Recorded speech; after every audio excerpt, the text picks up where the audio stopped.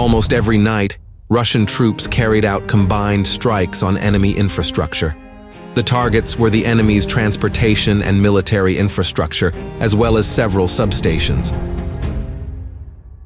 In Kursk region, the fighting is predominantly positional.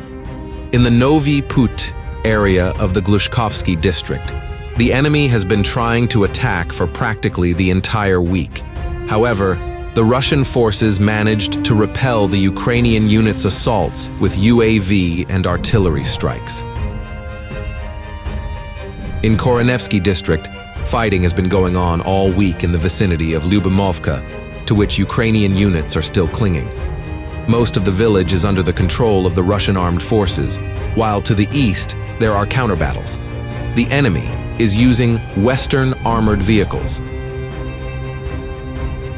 At the same time, no changes in the control zones were observed in Sudzhansky district during the week. The fighting was positional. There were clashes in the vicinity of Plekhovo and Martinovka, as well as Cherkasko-Porechnoe. In the Slobozhanska direction, the situation remained the same during the week.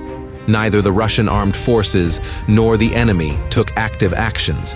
The sides concentrated on reconnaissance and strikes on detected targets, occasionally engaging small groups in reconnaissance-in-force operations. In the Kupiansk-Svatove direction, Russian troops are fighting near Sinkivka and Pishchain. It is too early to talk about the start of the assault on Kupiansk. Before that, the enemy will have to be dislodged from the settlements to the east. In the Lyman direction, the enemy was knocked out of several positions west and southwest of Makiivka. South of Nevska, Russian assaulters managed to liberate Novosadov and begin fighting for Terny. In the Siversk direction, the situation remains bad. In the Serebryansky forestry area, enemy advances are being reported. There was another unsuccessful assault by the Russian armed forces, which ended only in casualties near Verkhnokamianske.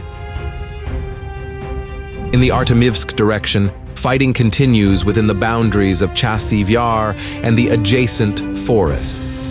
No advances by Russian troops have been reported so far. The AFU's deployment and supply points are being hit. In the Oleksandrivske-Kalinove direction, heavy fighting is continuing in the Dzerzhinsk agglomeration. In Dzerzhinsk itself, attacks by the Russian armed forces proceed. West of New York, the enemy has been knocked out of several strongholds. In the Pokrovsk direction, the Russian forces also continued their offensive in several areas. Prodivka was finally cleared, and Russian assaulters were advancing to Selidov and to the area south of it. The fighting in Selidov continued for several days, and by the end of Saturday, there were reports that the town had been completely liberated. At the same time, the advance appears to have continued further west. Russian troops were advancing in the area of Zoryan and Hirnik, engaging in battles over the settlements. The enemy was knocked out of Zhelan Druhe and Sofivka. In addition, the clearing of fields north of Krasnohorivka and west of Nevelska was completed. After that, the Russian troops' offensive did not stop, and by the end of the week, Oleksandropil was liberated, and Hirnik was almost completely liberated. In addition, the enemy lost positions near Novoselidivka and Kurakove.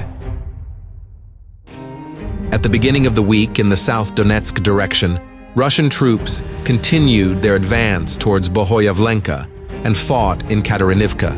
On the western flank, in the area of Zolota Naiva, the zone of control south of the settlement was extended. This made it possible, after a short operational pause, to launch a very daring local offensive operation. Over 50 square kilometers were liberated in 2 days. Russian troops began fighting for Shakhtarska and Novukrainka. The very next day, most of Bohoyavlenka was liberated. whence came the footage of the flag on the roof of the kindergarten. Earlier, the enemy had lost farms on the western outskirts of the village. The clearing operation continues. Contrary to statements, there is no major activity in the Vremivka direction. There are no attempts by Russian troops to advance. The enemy is concentrating on unmanned reconnaissance and engineering equipment of positions in anticipation of a possible offensive by the Russian armed forces. In the Zaporizhzhia direction, the situation also remains largely stable, with the exception of Kamyanske. Within the borders of the settlement, Russian special operations groups conducted a reconnaissance battle, after which they withdrew to their initial positions. The situation in the Kherson direction is not very dynamic either. There are small arms battles on the islands, with the Russian armed forces holding the initiative. In the Dniprovsky area, however, a cluster of enemy forces was struck by rocket artillery.